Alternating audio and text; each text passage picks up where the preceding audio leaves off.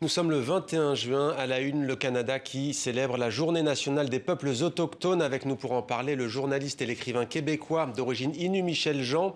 Bonjour et merci d'être avec nous en direct sur TV5 Monde. Michel, votre famille a connu les pensionnats qui soulèvent l'indignation au Canada. Vous leur dédiez d'ailleurs votre dernier livre, Maïkan, édition des paysages. D'abord, peut-être, cette journée, rappelons-le, a été instituée en 1966, il y a 25 ans. Quel est, selon vous, le but de cette journée?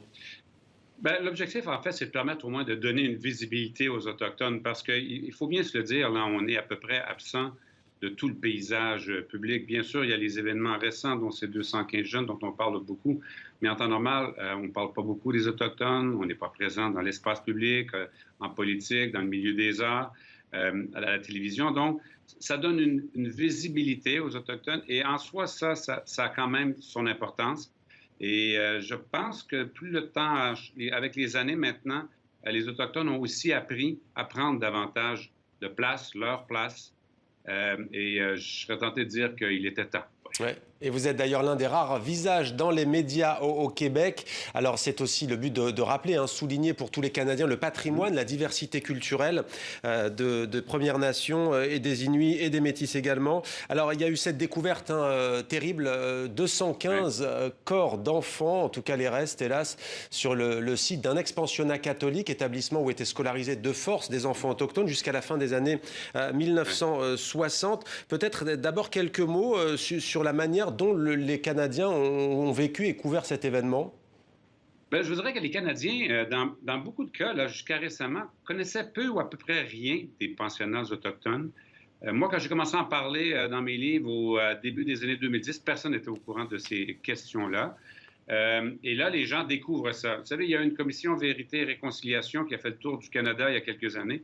Elle avait estimé qu'il y avait 2000 enfants qui étaient disparus, identifiés, mais on pense que c'est 4000, 5000. Donc, les 215 qu'on a découverts, c'est pas une surprise pour les Autochtones. On le sait qu'il y a des centaines d'enfants qui ont été enterrés sans que les parents le sachent. Dans ma famille, la cousine de ma mère, dans le pensionnat de Fort-Georges, dont je raconte l'histoire dans le roman Maïkan, ben, soudainement, elle est tombée malade. On n'a jamais su quoi. Elle a été emportée à Montréal, enterrée on ne sait où.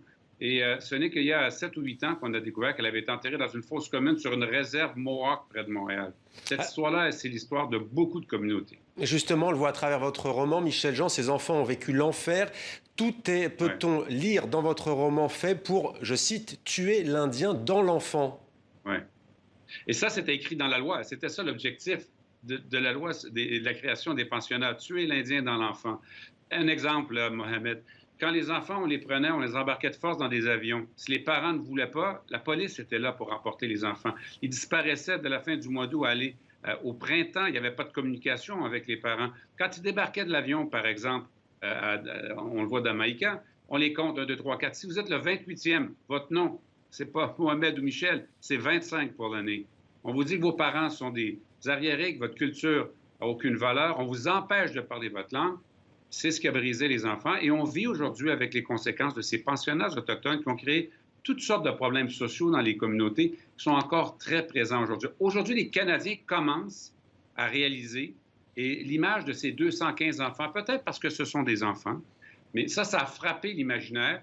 Et enfin, on commence à en parler, mais je vous dirais qu'on en a davantage parlé en Europe qu'on en a parlé ici au Québec, par exemple, quand c'est arrivé, ce qui montre qu'il y a encore du chemin à faire.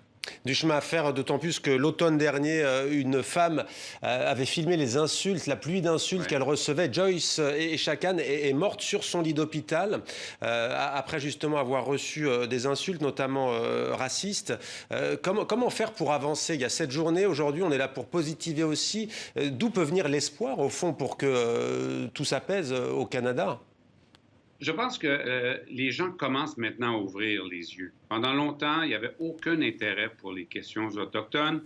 Moi, je suis aussi journaliste dans la vie et j'avais de la difficulté à faire des reportages sur ces sujets-là. Moi, la phrase « Michel, les histoires d'Indiens s'intéressent personne », je l'ai entendue dans à peu près toutes les salles de nouvelles où j'ai travaillé au cours de ma carrière. Mais maintenant, les gens savent. On ne peut pas dire qu'on n'est pas au courant de ce qui se passe. Et je pense que les Canadiens, en tout cas, maintenant qu'ils savent et qu'ils réalisent, commence à ouvrir les yeux. Au Québec, Joyce Echaquan, cette mère de 5 enfants, morte dans des circonstances épouvantables, Elle a ouvert les cœurs et les yeux. Il y a un avant et un après Joyce Echaquan. C'est un peu comme George Floyd. On ne peut pas dire que ça n'existe pas. On l'a vu, on l'a entendu sur Facebook Live quand elle a diffusé les insultes des gens. Et moi, je me souviens, j'étais sur le terrain, on me demandait, ouais, mais est-ce qu'on devrait diffuser? C'est dur quand même ce qu'il disait. Moi, j'avais dit, non, non, on va diffuser les images et le son parce que ça fait longtemps que les Autochtones entendent ce genre de choses-là. Il est temps que les Québécois l'entendent à leur tour. Merci. Merci beaucoup Michel Jean d'avoir pris le temps de nous répondre en cette journée donc de la célébration des peuples autochtones au Canada. On va d'ailleurs refermer cette page consacrée à cette journée avec l'artiste Samian qui a voulu rendre hommage aux enfants dont on parlait à l'instant. Regardez ce clip inspiré de la chanson Ishkodé.